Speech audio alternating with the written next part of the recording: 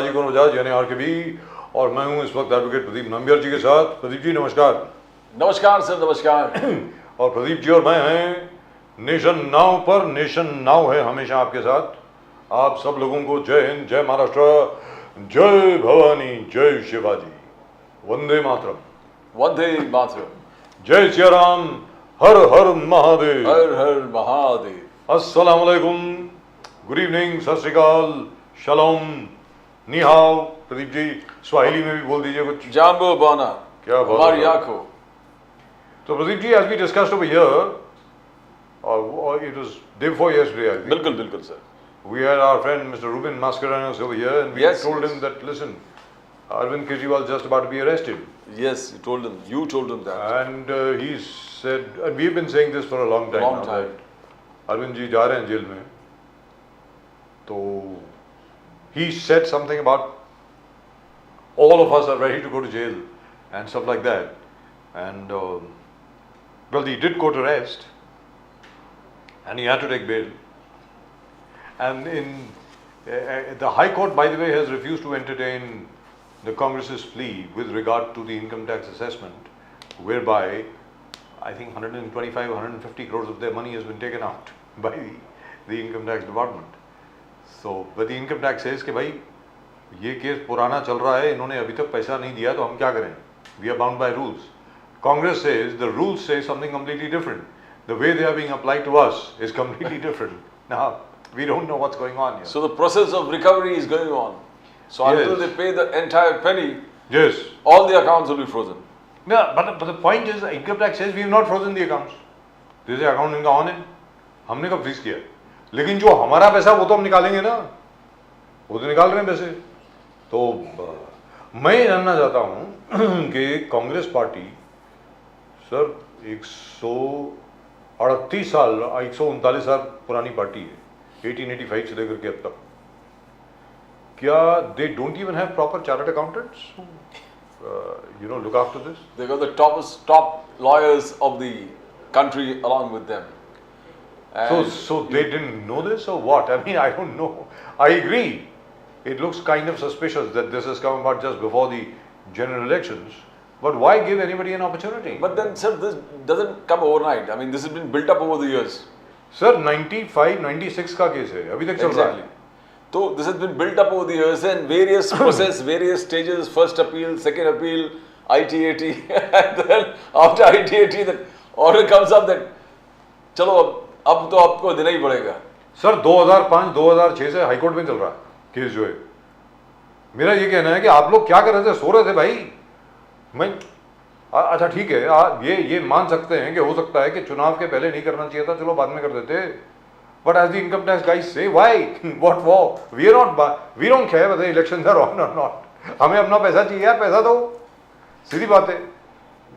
बड़ा अजीब लगता है मुझको. Actually, Congress probably didn't take it very seriously, the demands of the income tax. That is because we are part of the government or can't. Yeah, when the demand was first made, when this demand was first made, the Congress was in power. Yes.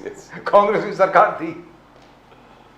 But that is funny. Actually speaking, if you look at it, it's a serious matter for the Congress, but it's genuinely very, very funny. But all the same, I find it very strange. And has the order come for Mr. Arvind Kejriwal? I don't think the Honorable Judge of the PMLA Court has still passed the order. I'm not sure if that order has been passed as yet or not. What is there? So, I mean, there is something, in fact, probably the judge believes that he has to go through various points and then he has to justify the... It's a lady judge. She's Yes. just been appointed. अभी वो आई हैं. She was earlier the CBI judge in Delhi. Yes. और वो Rouse Avenue में जो PMLA court है, उसमें मतलब माशाल्लाह उनका पहला दिन है. Can you imagine? On a very first day, she has to deal with this case. Arvind Kejriwal वाला केस जो है. Oh God, this is like crazy. Then let's ask our friend, I think we have Mr. Pankaj Modi with us. जी, पंकज मोदी साहब इस वक्त हमारे साथ हैं, Bharatiya Janata party के. मोदी साहब नमस्कार. नमस्कार. जय सिया राम सर, जय सिया राम, हर हर महादेव. आज बड़े खुश नजर आ रहे हैं सर. आज तो क्या बात है सर. कांग्रेस के बैंक अकाउंट आपने फ्रीज करा दिए, अरविंद केजरीवाल को आपने जेल में डाल दिया. क्या कर रहे हैं सर आप? ये क्या हो रहा है? कुछ तो बताएं, इस पे जरा रोशनी डालें पंकज मोदी जी प्लीज. जहां तक केजरीवाल की बात है तो उसे तो अपनी किए की सजा मिली है। वो जिस तरह से अन्ना आंदोलन को उसने इंडिया अगेंस्ट करप्शन के आंदोलन के समय में अन्ना को धोखा दिया, फिर उनके पार्टी के जितने सहयोगी थे, चाहे वो प्रोफेसर आनंद कुमार हो, प्रशांत भूषण हो, या फिर कुमार विश्वास हो, किरण बेदी हो, सबको धोखा देकर वो एक तरह से सीढ़ी की तरह इस्तेमाल करके वो आगे बढ़े थे। उनको लग रहा था कि वो बहुत आगे निकल जाएंगे, लेकिन वो कर्मा का ये रूल जानते नहीं थे कि वो एक दिन उन्हें पे वापस आएगा। और जिस तरह से उन्होंने कोविड के टाइम में शराब घोटाले, शराब नीति बनाने की कोशिश की, शराब घोटाले करने की कोशिश की, जब पूरा भारत ही नहीं पूरे विश्व के लोग कोविड से त्राहिमाम हो रहे थे, तब वो उस समय किसी तरह पैसे बनाने की कोशिश कर रहे थे। और उस समय वो अपने घर का रिनोवेशन कराने में 400-450 रुपए करोड़ रुपए खर्च करके शीश महल बना रहे थे। तो अरे अपना घर थोड़ी है उनका, गवर्नमेंट का घर है ना यार, वो अपने साथ थोड़ी लेके जाएगा। नहीं, वो इस गलतफहमी में जी रहे थे कि 10-20 साल तक तो उनको कोई हिलाने वाला है ही नहीं दिल्ली से, इसलिए वो इस तरह से अपने फिजूल के सरकारी खर्चे पे सब चीज कर रहे थे। कौन उनके घर का पैसा तो लग नहीं रहा था, तो सरकार के पैसे वो सरकारी खर्च पे ही कर रहे थे। भाई उनका ये कहना है, देखिए साहब, जहां तक केजरीवाल जी का सवाल है, जहां तक ये एक्साइज लिकर पॉलिसी का जो सवाल है, I am sure Pradeep ji, the directorate of enforcement is a very responsible institution. साहब वहाँ पे ज़्यादातर जो लोग काम करते हैं ना, बड़े अकल वाले लोग काम करते हैं, वेरी फ्रैंकली स्पीकिंग, क्योंकि जो भी उनकी प्रोफाइल देखिए, सब देखिए, आज की तारीख में सब ज़्यादातर कोई चार्टर्ड अकाउंटेंट है, कोई बीकॉम पढ़ा हुआ है, जो भी बच्चा वहाँ पे काम करता है, असिस्टेंट डायरेक्टर लेवल पे, डिप्टी डायरेक्टर लेवल पे, जॉइंट डायरेक्टर वगैरह, तो कई तो पीएचडी काम कर रहे हैं सर वहाँ पे अभी इन दी एनफोर्समेंट डायरेक्टरेट। तो मुझे नहीं लगता कि वो इतना बड़ा कदम कोई ले लेगा अगर कोई एविडेंस नहीं होगा, ये मैं मान करके चलता हूँ। कोई एविडेंस होगी यार तभी तो लिया होगा, because otherwise what will happen is, चलिए ठीक है लोअर कोर्ट में, क्योंकि PMLA court is bound, perhaps high court also may not take such a big risk. आखिर में सुप्रीम कोर्ट के सामने आपको अपीयर होना है ना, तो उच्चतम न्यायालय में अगर फटकार लग गई, उच्चतम न्यायालय ने कोई एक्शन ले लिया आपके खिलाफ, they have to be ready for that. तो ये कहना पंकज मोदी साहब बार बार आम आदमी पार्टी का कि हमारे खिलाफ जान करके कोई केस नहीं है, 1 रुपए की रिकवरी नहीं हुई है, कोई मनी ट्रेल मिला नहीं है, सिर्फ जबानी जमा खर्च के ऊपर, यानी सिर्फ गवाहों के बयान के ऊपर बिना डॉक्यूमेंट्स के हमारे खिलाफ केस किया गया है। मोदी साहब इस विषय के बारे में अगर आप कुछ कहना चाहें तो बोलिए। जी बिल्कुल। मेरा कहना है कि देखिए, जिस तरह से केजरीवाल ने शराब घोटाले किए थे और उसके बाद जिस सिन्हा जोरी के साथ वो आ रहे थे कि कौन गिरफ्तार करेगा उनको, और वो जब उनके सहयोगी दो मनीष सिसोदिया, सत्येंद्र जैन या फिर संजय सिंह जेल में गए थे तो उनको शहीदों का दर्जा दे रहे थे या फिर उन्हें भारत रत्न देने की बात कर रहे थे, तो ये तो उनकी मानसिकता का पता चल रहा था कि वो एक तरह से चोरी के बाद वो सिन्हा-जोरी करने की कोशिश कर रहे थे। और दूसरी बात मैं एक चीज बोलना चाहूंगा, केजरीवाल को बहुत ये गलतफहमी थी कि वो अगर वो इनकम टैक्स डिपार्टमेंट में काम कर चुके हैं तो वो किसी तरह से करप्शन करके बच के निकल जाएंगे। देश का एक ऐसा मुख्यमंत्री है जो बिना पोर्टफोलियो के काम कर रहा था वो, और उसने किसी तरह से मनीष सिसोदिया पे सारी चीजें रखने की कोशिश की थी, लेकिन वो उनको पता नहीं था कि एक दिन उनके पे ये चीज भ्रष्टाचार के जो उन्होंने चक्रव्यूह रची थी उन्हीं पे आकर होने वाली है। लेकिन एक चीज हुई है साहब, चलिए ठीक है, ये बात तो रही, चलिए आगे तो जज साहब डिसाइड करेंगे, और जज साहब को अभी 3 घंटे से ऊपर लग गए अपना ऑर्डर लिखने में। मैं एक बात और बोलना चाहूंगा, कल का अगर आप बोलिए सर प्लीज, कल का आप दिल्ली हाई कोर्ट का जजमेंट सुनेंगे या आप उस समय के जो डिस्कशन सुनेंगे तो मैं देखा सर, मैंने देखा वो, लेकिन वो सर उसके 2 पहलू हैं पंकज मोदी साहब। एक तरफ जज साहब ने जो पिटीशन फाइल करी थी अरविंद केजरीवाल की ने वो खारिज नहीं की है, लेकिन उन्होंने कुछ रिलीफ नहीं दिया है, उनको रिलीफ भी नहीं दिया। और उन्होंने सर पीएमएलए में रिलीफ कहाँ मिलता है मोदी साहब? जो सेक्शन 50 है, 45 है, वो उसमें रिलीफ कहाँ मिलता है पंकज मोदी साहब? अभी तो मतलब बस 2-2.5 साल के लिए तो आदमी अंदर गया, जो कुछ भी होता है मतलब नहीं, उसमें रिलीफ नहीं मिलता है। और जैसे आपने कहा कि वो किंग पिन है, केजरीवाल जी इस किंग पिन, और किंग पिन तो बेल मिलना तो मुश्किल ही है। किंग पिन आपने गोवा, आपने एनफोर्समेंट डायरेक्टरेट ने गोवा के आप ही के आम आदमी पार्टी के जो कंटेस्टेंट था उससे लिखा के ले लिया कि केजरीवाल ने जो प्रोसीड्स ऑफ क्राइम है गोवा में ट्रांसफर कर दिया है, कैश के माध्यम से पैसा उधर गोवा में ट्रांसफर हो गया है, जी। उनसे भी लिखे ले लिया है। और आगे जाके एनफोर्समेंट डायरेक्टरेट उनके घर से किताब मिला 150 पेज का, जो हर एनफोर्समेंट डायरेक्टरेट ऑफिसर का पूरा हिस्ट्री, इतिहास, कैसे बात करते हैं, कैसे मूवमेंट करते हैं, क्या क्या काम करते हैं, ये पहली बार कोई सीएम के ऑफिस से ये सब बरामद हुआ है। तो शायद वो भी बोलिए बोलिए बोलिए। मैं आपकी बात से सहमत इस बात पे रहना चाहूंगा कि वो शुरू से उन्होंने यूनिट बनाई थी, एक वो फीडबैक की यूनिट बनाई थी, लेकिन बेसिकली वो जासूसी करवा रहे थे अपने विरोधियों का। और उन्होंने सेम काम अभी ईडी के अधिकारियों की है। और उन्होंने जो आपने बताया 150 पेज की उनकी फाइल है, वो ईडी को मिली है कि वो जितने भी बड़े काम के आदमी है साहब जासूसी करवा रहे थे। अरविंद केजरीवाल जी तो बड़े काम के आदमी है। इसका मतलब अरे उनको सरकार को तो उनको स्पेशल अपॉइंटमेंट देनी चाहिए, उनको रॉ का चीफ बनाना चाहिए केजरीवाल साहब को। तो सीधी बात है। नहीं, वो केजरीवाल अपने आप को रॉ चीफ से कम नहीं, केजरीवाल अपने आप को रॉ चीफ से कम नहीं समझते। उनको लगता है कि वो एक ऐसे केंद्र शासित प्रदेश के राज्य के मुख्यमंत्री हैं जो अपने आप को प्रधानमंत्री से कम समझते भी नहीं है। तो ये मैं उनको उनकी पार्टी की जिस तरह से कार्यशैली थी और जिस तरह से वो बातें करते थे, तो वो पता चलता था कि वो पूरी तरीके से उनको किसी विचारधारा से कोई लेना देना नहीं था। वो किसी तरह भारत को तोड़ने की काम करे, किसी तरह सरकार में रहे, यही विचारधारा के साथ चले। अभी हाल फिलहाल में उन्होंने, आपने देखा हो, जब हम लोगों ने सीए लेकर आया और पाकिस्तान या बांग्लादेश के शरणार्थियों को, हिंदू शरणार्थियों को बोला कि उनको सिटीजनशिप मिलेगी, तो भी उन्होंने जानबूझ के हिंदू शरणार्थियों को पाकिस्तानी बोलकर संबोधित कर रहे थे और कह रहे थे कि ये यहाँ आकर अपराध करेंगे, इनको नौकरी कौन देगा। तो शुरू से उनकी आदत रही है किसी तो पाकिस्तानी तो है ना वो अभी एक माहौल। सर उनको अभी भारत की नागरिकता तो नहीं मिली ना, है तो पाकिस्तानी नहीं, लेकिन वो 2014 से पहले से आए हुए, इस विषय को तो आपको समझना होगा। उनका ये जो कानून है 2014 से पहले जो भी आए हुए हैं भारत में रह रहे हैं, उनके लिए सिटीजनशिप देने की बात है। तो 2014 से ऑलरेडी वो भारत में रह रहे हैं, इस बात को भी तो समझना होगा। चलिए वो बात तो अलग हो गई, लेकिन एक चीज है सर, मैं आपसे जानना चाह रहा हूं, क्योंकि अभी क्या हुआ है कि पूरे न्यूज साइकिल में कल से सिर्फ अरविंद केजरीवाल चल रहा है। यहां तक कि आज एक बहुत इंपॉर्टेंट चीज हुई है, बहुत ही ज्यादा अहम मेरी समझ में।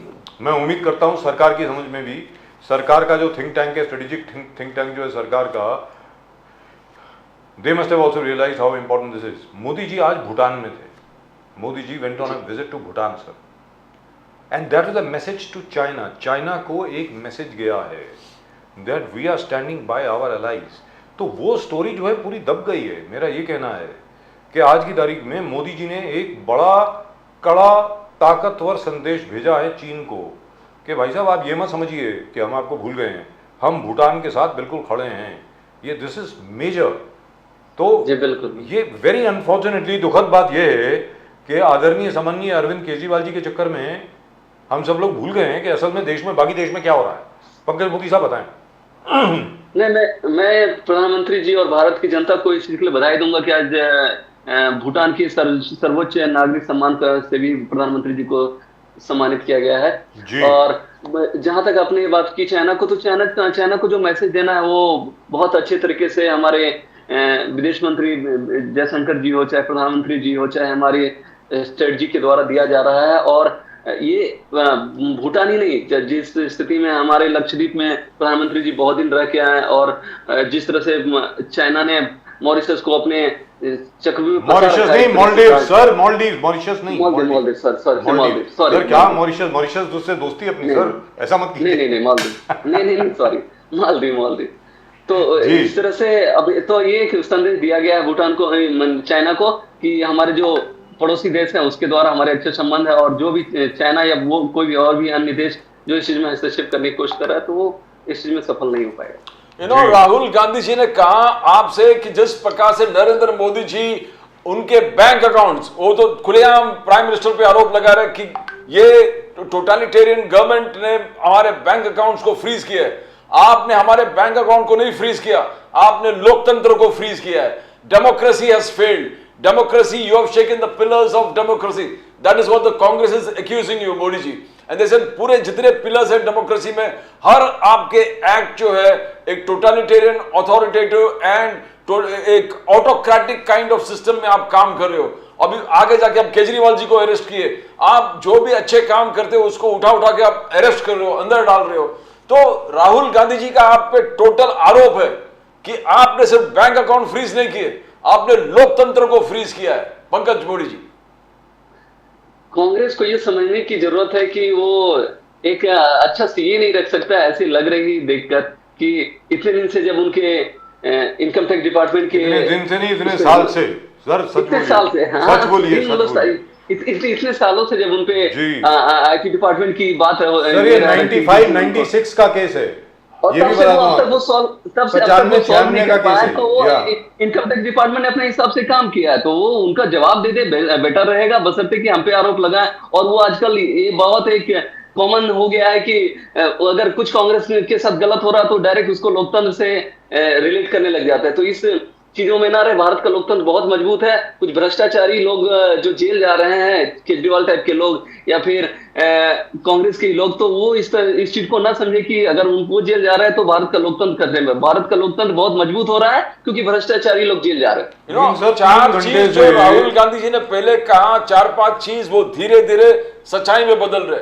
उन्होंने पहले कहा थे लोकतंत्र, यहां पर भी नहीं, विदेश में भी जाकर राहुल गांधी यही कहते थे कि यहां पर देखो इंडिया में लोकतंत्र मर रहा है, यू आर किलिंग डेमोक्रेसी। दूसरे इसने कहा कि जुडिशरी इज बीइंग इंटिमिडेटेड। तीसरा उन्होंने कहा कि opposition is being targeted, opposition leaders को आप बार बार टारगेट कर रहे हो। राइट विंग एक्टिविज्म बहुत बढ़ चुका है मोदी जी के राज में। राइट विंग जो थॉट है, आइडियोलॉजी बहुत बड़ा क्वांटम जंप ले रहे हैं, और minorities are living under fear. Pankaj Modi ji एक एक चीज जो राहुल गांधी जी बोल रहे हैं, आप उठा के केजरीवाल हो गए, अलग अलग चीफ मिनिस्टर्स को उठा के डाल रहे हैं, बाकी लोग जो आपको ज्वाइन नहीं कर रहे हैं और जो ज्वाइन किया है उनको छोड़ देते हैं। तो ये एक तरफा जो आप कर रहे हो, तो इसमें जो 5 चीजें राहुल गांधी जी ने कहा देश विदेश हर मंच पर, क्या वो धीरे धीरे सच बदल के सच होके आ रहा है पंकज मोदी जी? नहीं, कांग्रेस ने अपने जितने कारनामे कर रखे हैं, उनको ये इस बात का एहसास है कि वो आज नहीं तो कल उनके जो नेता लोग भ्रष्टाचार में जाएंगे। इंडिया अलायंस के लोग जिन्होंने भ्रष्टाचार कर रखा है वो जेल में जाएंगे। आप एक चीज आप हाल फिलहाल में देखोगे कि कांग्रेस की दिल्ली यूनिट ने ही बहुत सारे जोर शोर से इस बात को भी उठाया था, हमारे साथ भाजपा के साथ वो भी इस चीज में थे कि शराब घोटाला हुआ है। और उसके बाद और अजय माकन, चाहे सुप्रिया सिंह, बहुत बड़े बड़े नेताओं ने अरविंद केजरीवाल के खिलाफ भी ये बातें कर रखी कि शराब घोटाला में 100 करोड़ का तो एकदम लीगल पैसा उन्होंने ट्रांसफर किया, वो दिख रहा है, बाकी तो जो हुआ सो ही हुआ ही है। तो इस तरह से अभी उनके साथ हो गए हैं और बोल रहे हैं लोकतंत्र खतरे में। तो ये आप विदेश जाकर अगर ये बोल रहे हैं तो उनको इस बात का एहसास था कि ये सब चीज उनके साथ होने वाली है। तो उनके जो सलाहकार ने उनको पहले से ये राय दे रखी थी ये सब चीजें होने वाली थी, इस सब चीज को रिलेट कर दिया जाए। तो मैं मानूंगा कि इस चीज को जनता समझती है कि क्या देश में सही हो रहा है, क्या गलत हो रहा है। 3 घंटे से अभी तक ऑर्डर आया नहीं है सर, 3 घंटे से ज्यादा हो गए, जज साहब ने अभी तक ऑर्डर अनाउंस नहीं किया है। 3 घंटे से ज्यादा हो गया सर। 4:30 बजे 4:20 पे आर्ग्यूमेंट खत्म हुई, अभी 7:19 हो रहे हैं, तो 3 घंटे हो गए सर। जज साहिबा जो हैं, नई जज आई हैं वैसे आज, ये भी आपको बता दूं मैं, राउज एवेन्यू कोर्ट का जो पीएमएलए स्पेशल कोर्ट है, ये पहले सीबीआई स्पेशल कोर्ट में जज हुआ करती थी, जस्टिस बवेजा नाम है इनका। ये पहला केस है इनका पीएमएलए में, और पहला ही केस ही अरविंद केजरीवाल का केस सुन रही हैं। तो मुझे लगता है अपनी पहली जजमेंट काफी मतलब संगीन, बड़े करीब तरीके से मुझे लग रहा है कि एक लाइन लिखेंगे। चलिए वो तो जज साहब जो करेंगे, लेकिन आपसे मैं एक सवाल पूछ रहा हूँ, वेरी फ्रैंकली, ये आपसे सवाल पूछ रहा हूँ। I feel what has happened is, जैसे अब मैंने आपको कहा ना कि अभी जो हमने बात करी, भूटान, चाइना, उसके अलावा मोदी जी के जो बाकी अलग अलग एफर्ट्स जो हैं पूरे देश के अंदर, अलग अलग उनकी नई पॉलिसीज जो आई हैं, और उन्होंने ये भी कहा है कि भैया देखो अभी तक तो आप लोगों ने कुछ देखा ही नहीं है, 3rd टर्म के बाद जब मेरी आएगी तब आप देखिए भारत किस तरीके से आगे बढ़ेगा, हमारी अर्थव्यवस्था में क्या क्या सुधार होगा वो आप देखिए। ये सब चीज़ें मर गई हैं। लेकिन आपसे मैं जानना चाहता हूँ सर, अभी तक मोदी जी का स्तर इधर था, अभी भी है, लेकिन अभी क्या हो गया है, इसकी वजह से हर चैनल सिर्फ केजरीवाल की बात कर रहा है। तो अब तो मोदी वर्सेस केजरीवाल हो गया है सर, आपको लगता नहीं है क्या हो गया है? मैं इस चीज में आपको देखिए क्या है ना, जिस साइड के साथ ये केजरीवाल की पार्टी या इंडिया अगेंस्ट करप्शन या फिर अन्ना आंदोलन चला था, तो उस चीज का अगर आपके साथ पॉजिटिव चीजें हुई है उस समय, तो उसकी नेगेटिव चीजें भी उसी तरह मीडिया उसको उठाएगी और हाइप क्रिएट होगा। लेकिन इस तरह से मोदी जी को केजरीवाल से कंपेयर करना मैं इसको नहीं मानता। 1-2 दिन की बात है, वो आज जेल चले जाएंगे, उसके बाद चीजें अपने हिसाब से कोर्ट कचहरी की सर बेल भी तो मिल सकती है, बेल भी तो मिल सकती है, किसी को क्या मालूम। वैसे बेल मिलती नहीं है, पीएमएलए में बेल मिलती नहीं है वैसे लेकिन जिस हिसाब से उन्होंने शराब घोटाला किया है, जिस तरह से माता जी। बहनों को कोविड के टाइम में उन्होंने एक पर एक दारू फ्री कर दी थी, हर दिल्ली के गली चौक चौराहे पे दारू की दुकान, शराब की दुकान खुलवा दी थी, तो वो बहुत सारी माता बहनों की हाय तो लगेगी, उसका परिणाम तो उनको भोगना ही पड़ेगा। वो तो मतलब माता आज बहनें तक जो हैं वो शराब नहीं बा- पीती हैं हिंदुस्तान में। माता बहनों को ड्रिंक करना अलाउड नहीं है, कहने का मतलब ये हुआ। ये कहना चाह रहे हैं आप पंकज मोदी साहब? नहीं, माता बहनों के इसलिए है लगी कि उनके बच्चे, उनके भाई लोग इस जी। चीज में जुड़ गए और उनको उनको तकलीफ होनी पड़ी। उनके कई घर में लोगों उनको का बहुत कहना दिक्कत है कि शराब फिर भी ठीक ठाक है, अगर शराब नहीं मिलती है तो लोग ड्रग्स लेना शुरू कर देते हैं। नहीं, शराब कोई भी किसी तरीके से, ये अगर शराब हो चाहे ड्रग्स हो, ये समाज जी, के लिए एक दुरुस्त बात है। प्रभावक चीज ही है, समझे। तो वो दुरुस्त जिस बात तरह से है। उन्होंने पूरे गली मोहल्ले में खुलवा दिया था और युवाओं को उसमें इन्वॉल्व हो गया था, तो माता बहने को परेशानी तो हो ही रही थी। और दूसरी जी। बात, एक चीज मैं और बोलना चाहूंगा कि मैंने भारत की राजनीति में इतनी निष्ठा किसी भी राजनीतिक पार्टी या राजनीतिक नेता की नहीं देखी जितनी मैंने केजरीवाल की देखी है। एक तरह से मैं कांग्रेस तो भ्रष्टाचार करती थी, ये भ्रष्टाचार करने के बाद ये आम आदमी पार्टी कैसी है, भ्रष्टाचार करके भी सीना जोर करके खड़ी है कि हाँ हम करेंगे, जो करना है सो कर लीजिए। उन्होंने तो डायरेक्ट कह भी रखा कि हाँ हम एनार्किस्ट हैं। उनके तो मीडिया में एकदम साफ क्या है, तो जो पार्टी का नेता खुद बोले कि मैं एनार्किस्ट हूँ, तो उससे अब क्या ही कहा जाए। तो इस तरह से मैं बोलना चाहूंगा कि इसको मोदी जी, राहुल गांधी जी का कहना है कि प्राइम मिनिस्टर मोदी दो हिंदुस्तान बना रहे, दो हिंदुस्तान प्राइम मिनिस्टर मोदी बना रहे। एक हिंदुस्तान एक उनके अमीर दोस्तों के लिए है और दूसरा है देश के गरीब, पिछड़े, दलित और आदिवासियों के लिए। मोदी जी दो हिंदुस्तान बना रहे। 1% ऑफ द एंटायर जो वेल्दी क्लास है, अमीर दोस्तों के पास 40% इस देश का वेल्थ एक्यूमुलेट हो चुका है। राहुल गांधी जी का कहना है, बोले कि जनता को लूटकर मोदी जी अपने अमीर दोस्तों को अमीर बना रहे हैं, तो ये अमीर दोस्तों में बांट रहे हैं। तो ये क्या दो हिंदुस्तान बन रहे हैं? एक डिवाइड इतना बढ़ गया है पंकज मोदी जी की, बहुत बड़ा दरार हो गया अमीर और गरीब में। राहुल गांधी जी का कहना है नीचे पूरे गरीबों को लूटकर प्राइम मिनिस्टर मोदी जी अपने अमीर दोस्तों में बांट रहे हैं, दो हिंदुस्तान बन गया है। नहीं, मैं इसमें आप ही लोग से पूछना चाहूंगा कि भारत के प्रधानमंत्री, यशस्वी प्रधानमंत्री मोदी जी के द्वारा जब जनधन अकाउंट खोला गया तो बहुत सारे गरीबों को पहली बार बैंक से जोड़ा गया। तो अब उससे पहले अगर ये कहा जाए कांग्रेस के लिए, उन्होंने एक ही देश में दो तरह की व्यवस्थाएं नहीं रख रखी थी। अमीरों के लिए बैंकों की व्यवस्था थी और गरीब को बैंक व्यवस्था से दूर रखे थे। तो जो चीजें कांग्रेस ने कर रखी है, आप इसका उत्तर दीजिए, अगर ये बात सही है कि नहीं। बहुत सारे गरीबों के अकाउंट पहले मोदी जी के आने से पहले नहीं थे, और जितने भी उनको गवर्नमेंट के द्वारा सब्सिडी या कुछ चीज मिलती थी तो सारा बीच करप्शन में गायब हो जाया करता था। ये तो खुद राजीव गांधी के वक्तव्य थे कि अगर हम 1 रुपया भेजते हैं तो 15 पैसे ही जनता तक पहुंच पाती है और बाकी के 85 पैसे लोग खा जाते हैं। तो वो व्यवस्था यहाँ पर ये कहा जा रहा है सर, आपने जीरो बैलेंस अकाउंट की बात करी, अब ये कहा जा रहा है कि ये समाजवादी पार्टी का आरोप है, कांग्रेस का आरोप है, डीएमके का भी आरोप है, ममता बनर्जी का भी आरोप है कि ये जो अकाउंट खोले गए, पूरी दुनिया जो है, पूरा संसार जो है इस पे आश्चर्यचकित है कि ये भारत कैसे कर लेता है। मतलब कितने अकाउंट है यार? 51 करोड़, 52 करोड़, कितने 52 करोड़ अकाउंट, माय गॉड। मतलब आप देखिए, मतलब 520 मिलियन अकाउंट्स। लेकिन अब ये कहा जा रहा है, मोदी साहब पूरी बात सुन लेना, अब ये कहा जा रहा है कि अब बैंक मैनेजर जो है, जैसे ही उसके अकाउंट में पैसा आता है वो एक मिनिमम बैलेंस उसमें अब लगा दिया गया है और वो मिनिमम बैलेंस पहले काट लेता है। ऐसा कुछ है क्या? नहीं, ऐसा कुछ नहीं है, ऐसा कुछ नहीं है। मैं आपको बता दूंगा, जो जीरो बैलेंस के अकाउंट है वो जीरो बैलेंस के अकाउंट ही है, और जिन्होंने जीरो बैलेंस से हटाकर अगर उन्होंने कुछ नॉर्मल बैंक अकाउंट करने की कोशिश की तो उसके डिडक्ट किए जाते होंगे।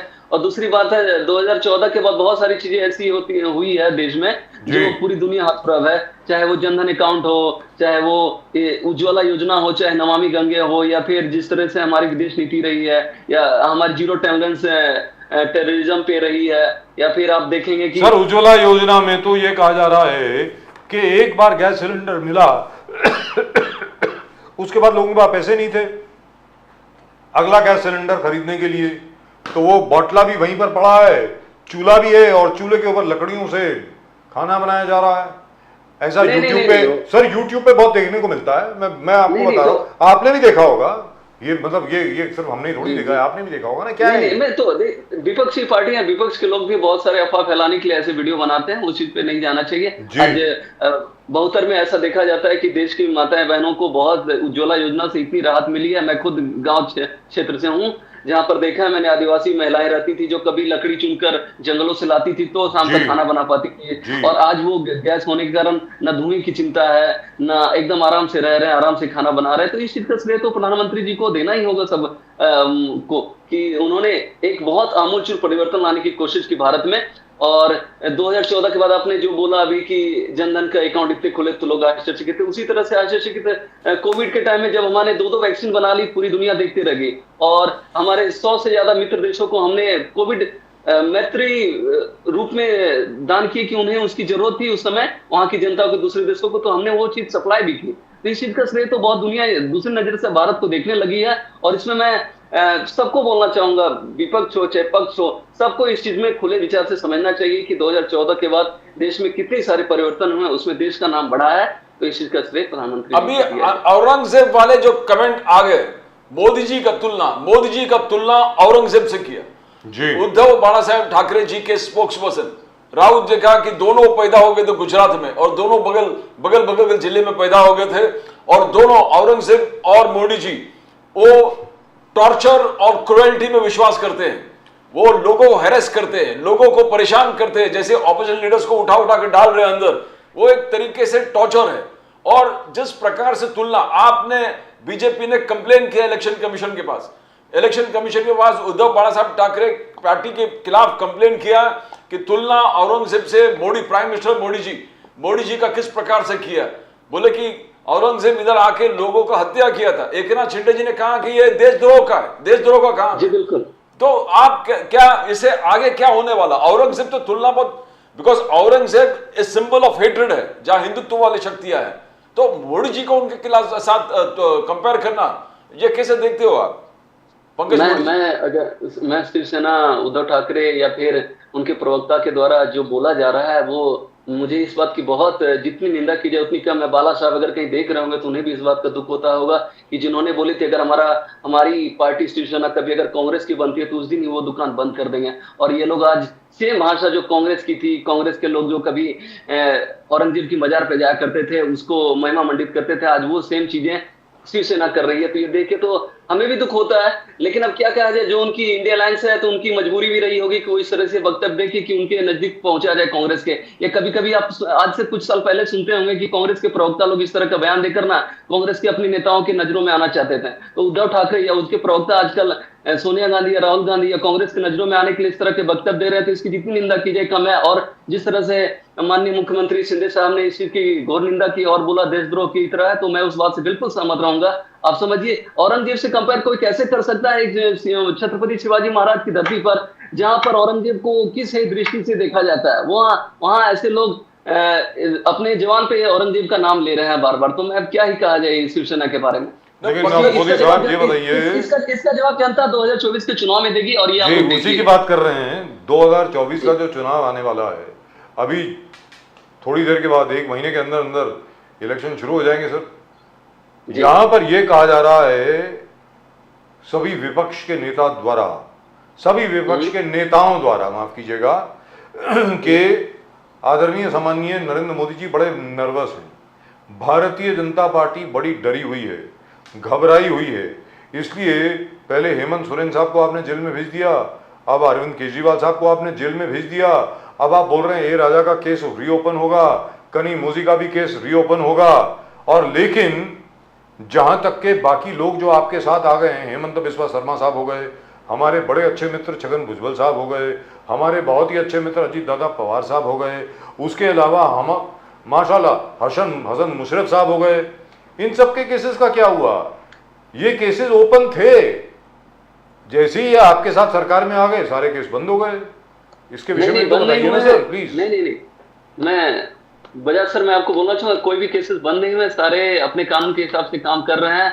और जहां तक बात आपने की हेमंत सोरेन की या फिर केजरीवाल की, तो ये सब भ्रष्टाचार करके सोच रहे थे कि अगर हम सीएम की कुर्सी पे हैं तो और राजनीतिक लाभ लेकर हमें कोई कुछ हमारे तक हाथ नहीं लगाएंगे। लेकिन उनको पता नहीं था कि जब प्रधानमंत्री जी, लेकिन सर एक बार भी नहीं बुलाया गया, हेमंत बिस्वा शर्मा साहब को तो एक बार भी नहीं तलब किया गया ईडी द्वारा।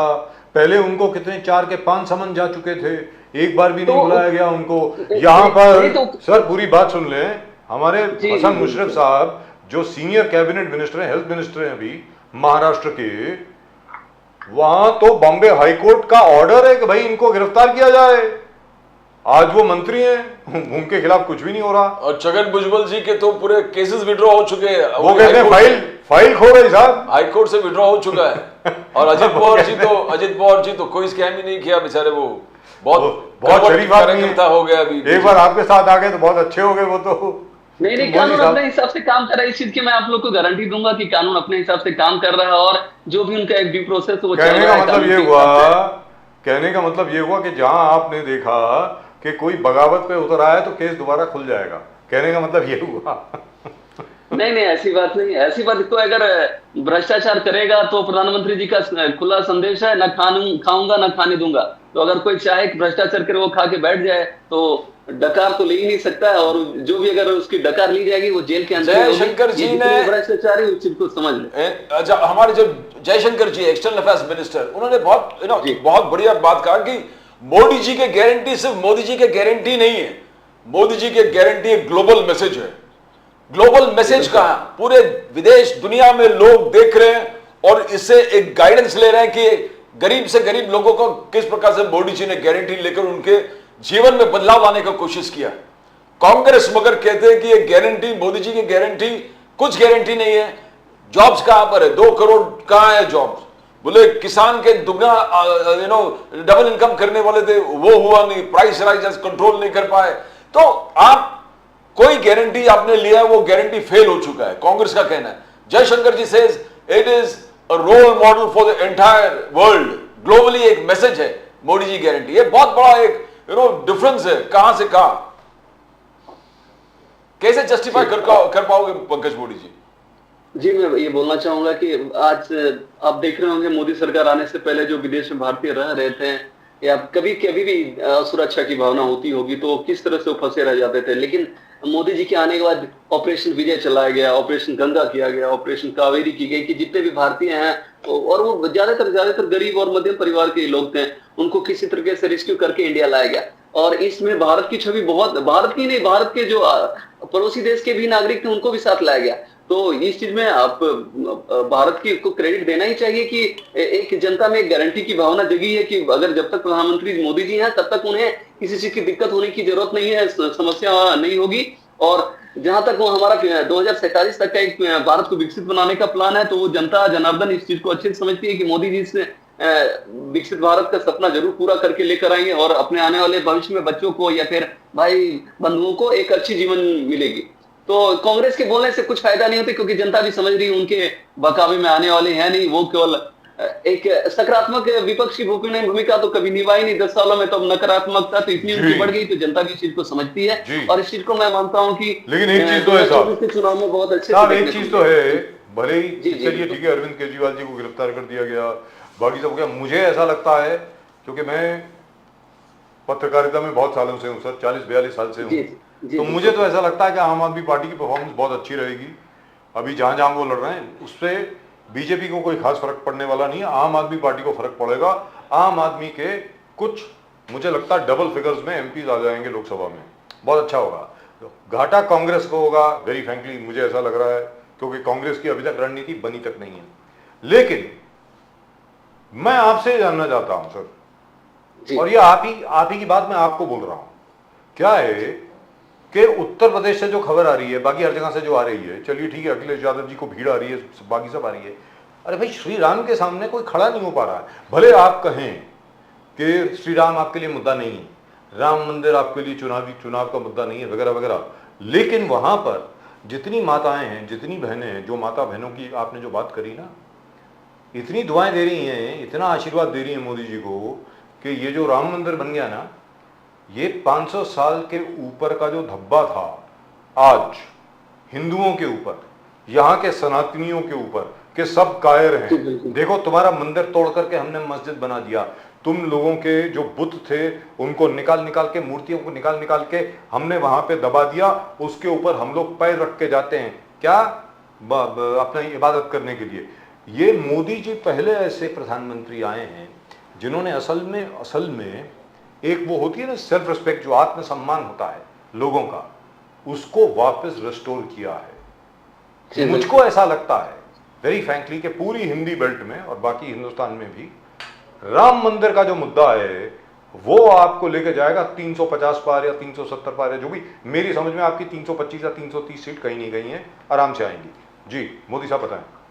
नहीं, मैं बोलना चाहूँगा जैसे जिस तरह से आपने चर्चा की कि 500 साल के बाद राम मंदिर का आगे बढ़ाया गया, मतलब राम मंदिर बना है, और जिस तरीके से देखा जाए तो मैं इसको इस तरह से एग्जांपल में देना चाहूंगा कि कभी अगर किसी एक आम इंसान हिंदू की सहिष्णुता कितनी है ये देखने के लिए ये राम मंदिर एक बहुत बड़ा एग्जाम्पल है।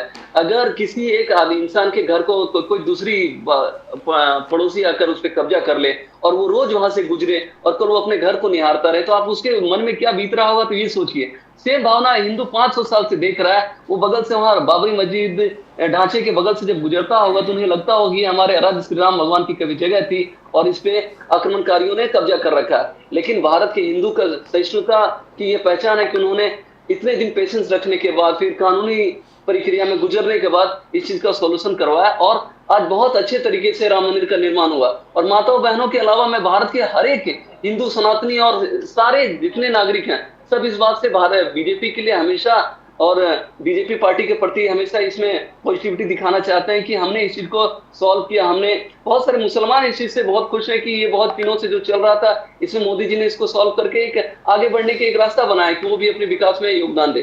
तो मैं इस बात से मानूंगा कि 370 का जो प्रधानमंत्री जी ने लक्ष्य दिया है वो हम लोग पूरा करेंगे और एनडीए 400 पार करेगी। इस चीज के लिए मैं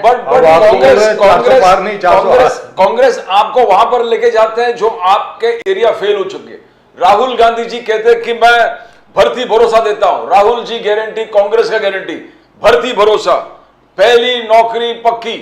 जो बच्चे ग्रेजुएशन होके बाहर निकल रहे हैं, अप्रेंटिस 1 ईयर कमिटमेंट है राहुल गांधी जी का कि 1 करोड़ नौजवानों को 1 लाख पर ईयर एनम मैं गारंटी लेता हूं, उनको नौकरी दूंगा ना, पहली नौकरी पक्की। पेपर लीक जो उत्तर प्रदेश में योगी आदित्यनाथ सरकार में हो रहे हैं, बोले पेपर लीक मुक्ति से मैं गारंटी देता हूं, राहुल गांधी जी गारंटी। कांग्रेस सामाजिक सुरक्षा, जो गरीब से गरीब सैनिटरी वर्कर्स है उनके लिए एक बेसिक एमॉन्यूमेंट्स और उनका सिक्योरिटी स्टैंडर्ड्स मेंटेन। युवा रोशनी, एक से एक चीज जो लगातार राहुल गांधी, कांग्रेस गारंटी, राहुल गांधी गारंटी।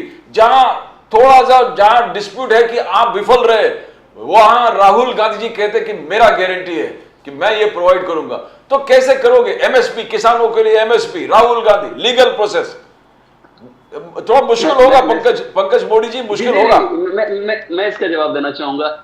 आपने कल जब ईडी ने अरविंद केजरीवाल को गिरफ्तार किया था तो इसका विरोध करने के लिए सबसे पहले ट्वीट प्रियंका गांधी और राहुल गांधी ने किया था। अगर ऐसा मैंने देखा था तो मुझे ये लग रहा है। तो आप ये नोटिस कीजिए कि वो केजरीवाल को किस हिसाब से फॉलो कर रहे हैं। झूठी गारंटी देकर जिस तरह से केजरीवाल दिल्ली की सत्ता में आए थे, फ्री बिजली, फ्री पानी, और उसका जिस तरह से दिल्ली की जनता ने देख रखा है कि हर चीज में चीजों को एक ऑब्जेक्शन लगा कर लगाया गया है कि, और जिस तरह से भ्रष्टाचार और अराजकता फैली हुई दिल्ली के अंदर, तो वो पूरी दिल्ली की जनता इससे त्राहिमाम कर रही थी। और कांग्रेस ने उन्हीं चीज को फॉलो करने की कोशिश की है। जो केजरीवाल झूठी गारंटी देकर सत्ता में है तो वो चाहते हैं कि सेम गारंटी वो देकर फिर से जनता को बरगलाया जाए और पूरी जनता, भारत की जनता को इस तरह से किया जाए कि मुफ्त की चीजें देकर या मुफ्त की गारंटी देकर हम फिर से सत्ता में आ जाएंगे। तो देश की जनता इस चीज को समझ गई कि मुफ्त में कोई चीज मिलने वाली है। तीन बार केजरीवाल जी 3 बार मुख्यमंत्री बने, दिल्ली के 3 बार मुख्यमंत्री बने सर। एक बार कांग्रेस की मदद से, अगली बार पूरी बात सुन ले, 70 में से 67 यानी 67 सीट्स आई और उसके अगली बार 63 सीट्स आई। तो मतलब आदमी अगर कोई अगर मान लीजिए अपने वादे पूरे नहीं कर रहा है तो फिर ये इतनी बार जीत कैसे रहा है, बताए ना सर। हाँ, तो मैं बताता हूँ ना, इस चीज को आप समझिए। पहली बार जब वो सत्ता में आए तो उन्होंने कस्में खा रखी थी कि मैं अपने बच्चों की कस्में खाता हूँ कि कांग्रेस के साथ ना समर्थन ना भाजपा के साथ समर्थन लेकर सरकार। पुरानी बात हो गई सर। नहीं, और बच्चों की कसम कोई चुनावी बात थोड़ी हो सकती है सर, ये आप कैसे बोल सकते जी। हैं? बच्चों की कसम कभी कोई चुनावी बात नहीं लेकिन हो लोगों ने सकती। नजरअंदाज कर दिया ना इसको, लोगों ने फिर भी वोट दिया केजरीवाल को। लोगों ने किया, लेकिन ये बच्चों की कसम तो ऊपर वाले तो देख रहे होंगे ना कि बच्चों की कसम खा के, झूठी कसमें खाकर वो सत्ता में आ गए। अब भगवान के घर दे रहे हैं, अमीर थोड़ी। तो ये चीज जो हो समझ रहा में- है वो भगवान कर रहा है, कहने का मतलब ये हुआ। नहीं, उनको उनका कर्मा जो है ना, वो कभी छोड़ेगा नहीं। उन्होंने जो जो गलत चीजें की थी, अन्ना जी। को धोखा दिया, चाहे अपनी बहुत सारे संगी साथियों को इस्तेमाल करके उन्होंने फेंक दिया, और फिर बाद में मतलब अपने हिसाब से चीजों सर, को वो तो चलाने लग गए। राजनीति जो का उन्होंने उसूल कुछ है। चिल्ले चपाटे बना रखे थे, उनको ही सत्ता में लेकर आगे बढ़ा रहे थे, तो वो चीजें तो उनको पीछे आने ही वाली थी। जी। और उन्हीं के साथ वो सोच रहे थे कि सारा घोटाला कर लेंगे और बच जाएंगे बिना कोई पोर्टफोलियो की सीएम बनकर। तो सर, ये अपनी लिस्ट कब आ रही है ये तो बता दो, अपनी जी, महाराष्ट्र सॉरी। की लिस्ट। चलिए, केजरीवाल के बारे में तो बहुत बात हो गई, आखिरी सवाल है, हमारी महाराष्ट्र की लिस्ट कब आ रही है बाहर सर? बाकी लिस्ट जो है, कितनी सीट दे रहे हैं सर आप एनसीपी को, अपने अजीत दादा पवार की और एकनाथ शिंदे जी को कितनी सीटें दे रहे हैं, वो तो बता दीजिए सर। नहीं, ये हम तीनों दल, महागठबंधन के तीनों दल इस चीज पे चर्चा कर रहे हैं, और बहुत जल्दी ही हम लोग इस पे निष्कर्ष पे पहुंच जाएंगे। और अभी फिर उसके बाद लिस्ट दे दी जाएगी बहुत जल्दी। मुझे लग रहा है आप तो इस बार, आप मुझे लग रहा है अजीत दादा पवार को शायद 2 ही सीट देंगे, 2 या 3 भी नहीं देंगे, क्योंकि उनके सामने अरविंद केजरीवाल जी का उदाहरण है उनके सामने, कि केजरीवाल अगर जेल जा सकते हैं तो अजीत दादा पवार का क्या हाल होगा, है कि नहीं? नहीं, वो सब हमारे अहम सहयोगी हैं, और हम उनको साथ लेकर चलेंगे, और अच्छी सम्मानजनक सीटें सबको मिलेगी। जो जहाँ जितने लायक की सीटें रहेगी उस हिसाब से की जाएगी, उस हिसाब से सीटें दी जाएगी। लेकिन हमारे सर्वेक्षण के मुताबिक, हमारे खुद के सर्वेक्षण के मुताबिक, मैं आप ये बात बाय द वे मैं 2-2.5 साल से बोल रहा हूँ, और लोग मतलब मुझे पता नहीं क्या क्या बोल रहे हैं, बड़ा अच्छा लगता है मुझे, बहुत बहुत अच्छी जब गालियाँ आती है मुझे बहुत बहुत अच्छा लगता है, वेरी फ्रेंकली। तो मतलब सारे पाप धुल जाते हैं आदमी के। मुझे ऐसा लग रहा है कि 330 सीट कहीं नहीं कहीं भारतीय जनता पार्टी की 330 से 350 आपकी आने वाली हैं इस बार, and that by the way will be a miracle. मैं आपको ये बता दूं, I have been following politics, I have been covering elections for any government. कोई भी सरकार तीसरी बार अगर आ जाए, ओहो, मतलब पूरे देश में आज तक कभी कोई नहीं कर पाया, कोई नहीं कर सोने पाया। पे सुहागा होने वाला है। पंडित जी ने भी 2 चुनाव जीते थे सर, 2 चुनाव, अगर आपको याद होगा, 52 और 57, और उसके बाद वो चले गए थे Pandit ji. But this is amazing, absolutely amazing. So आपको क्या लग रहा है कि आपके 370 आ जाएंगे सर, 370? जी बिल्कुल बिल्कुल। मैं प्रधानमंत्री जी ने जब अगर ये बात बोली है, तो हम सब कार्यकर्ताओं के लिए ये एकदम एक सम्मान की बात होगी कि हम उनकी बातों को 370 सीट बीजेपी लेकर आए और एनडीए 400 पार करे। इसके लिए हम लोग जी तोड़ मेहनत कर रहे हैं, और आप लोग को भी आश्वासन देना चाहूंगा, देश की जनता को भी मैं आह्वान करना चाहूंगा कि प्लीज इस चीज में हम लोग का सहयोग दें। हम लोग 2047 तक का लक्ष्य ले रखे हैं भारत को विकसित बनाने का। इसमें सब मिलकर सहयोग देकर प्रधानमंत्री जी और बीजेपी को 370 क्रॉस करवाएं, और एनडीए को 400 का पार कर हमारा जो टारगेट है। क्या बात है, क्या बात है, वंडरफुल वंडरफुल। आप जहां से बोल रहे कि मैक्सिमम जीतेंगे, वहीं से राहुल गांधी जी का भारत जोड़ो न्याय यात्रा चला था। उत्तर प्रदेश, महाराष्ट्र, ये ऐसे जगह है जहां आपने मैक्सिमम बेनिफिट्स लिए। मैक्सिमम सीट्स यूपी जीतेंगे तो बीजेपी विल विन। महाराष्ट्र में ज्यादा आपका आ गया, 45 का टारगेट है तो यू विल। मगर एक चीज है कि वहां से राहुल गांधी जी का भारत जोड़ो न्याय यात्रा आया है, तो क्या you will be able to maintain the same जो आपके जो स्ट्रेंथ है उत्तर प्रदेश, महाराष्ट्र, वो अभी भी स्ट्रेंथ बनकर रहेगा? कैसे देखते हो मोदी जी? नहीं जी बिल्कुल। उत्तर प्रदेश में तो हम 80 में 80 सीटें जीतने का दावा कर रहे हैं। अब विश्वास करें, एक भी सीट किसी के और दूसरी पार्टी को नहीं जाएगी, हम लोग हमारे एनडीए के गठबंधन को जाएगी। और महाराष्ट्र में भी वही स्थिति है, बिहार में वही स्थिति है। ये जो राहुल गांधी की जो दूसरी भारत तोड़ो यात्रा, मतलब उनका नाम था भारत जोड़ो, लेकिन वो एक्चुअली थी भारत तोड़ो यात्रा या भारत अन्याय यात्रा। वो बेसिकली वो यही उनका लक्ष्य था कि जो जहां बीजेपी मजबूत है वहां से कुछ एक माहौल बनाया जाए, एक मीडिया में हाइप क्रिएट की जाए कि हम लोग भी हैं। लेकिन जिस तरह से असफल हुआ है ये उनका यात्रा, तो जनता ने भी नहीं सहयोग दिया। कोई भी चीज यात्रा हो या कोई भी रैली आपकी तभी सफल होगी जो जनता उसमें बढ़ चढ़ कर हिस्सा लगे। तो ये यात्रा में महाराष्ट्र की जनता हो, चाहे यूपी की जनता हो, चाहे बिहार की जनता हो, चाहे असम की जनता हो, किसी ने बढ़ चढ़ कर भाग नहीं लिया।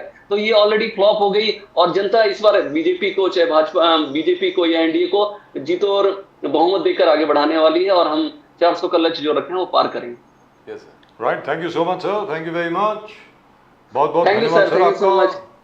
आप लोग का भी धन्यवाद, बहुत बहुत धन्यवाद। बहुत बहुत धन्यवाद आपका हमारे साथ जुड़ने के लिए। आपको हमारी शुभकामनाएं। उम्मीद करते हैं कि आप जो हैं इसी तरह काम करते रहेंगे। हमने देखा है भारतीय जनता पार्टी के जो वर्कर हैं, कार्यकर्ता जो हैं, मतलब उनकी जो डेडिकेशन है वो मैंने कहीं और देखी नहीं है, वेरी फ्रैंकली स्पीकिंग। जी, जबरदस्त। धन्यवाद आरएसएस सर, और धन्यवाद। बीजेपी मैंने देखा है जी, बिल्कुल। इतने सालों में, 40 साल में मैं अभी तक देख रहा हूँ जिस तरीके से आप लोग काम कर रहे हैं, मतलब तारीफ करनी होगी उसकी। Thank you so much. नहीं, हम नमस्कार। बीजेपी और आरएसएस की एक हमेशा ये रही विचारधारा कि देश को सर्वप्रथम माना जाए, देश के लिए आगे बढ़ा जाए। जी, तो जी, इस जी, विचारधारा जी, के जी। साथ सारे कार्यकर्ता चलते हैं, और छोटे से छोटा कार्यकर्ता या बड़ा से बड़ा कार्यकर्ता हो, सब देश की विकास हो, देश की सम्मान के लिए, हमेशा आगे बढ़ने के लिए, देश को आगे बढ़ाने के लिए लगे रहते हैं। तो वही मेहनत कर रहे हैं, और 2047 तक का हमने जो लक्ष्य रखा है विकसित भारत बनाने का, तो उसमें अब सब लोग का सहयोग मिले तो आगे हो ही जाएगा ये। जी बिल्कुल। धन्यवाद सर, धन्यवाद। जय भवानी, हर हर महादेव। जय भवानी, जय शिवाजी, जय सिया राम सर, जय सिया राम। जय सिया राम, जय Siya Ram.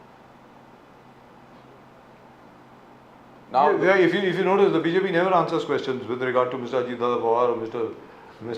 what will they answer? Mr. Jagannathan Mishra. What will they answer? Or क्या anybody क्या else. बोलेंगे कि नहीं, अजित पवार बोर्ड जी के लास्ट भाषण के बाद अजित पवार सुधर गए, सुधर गए सर, सुधर गए।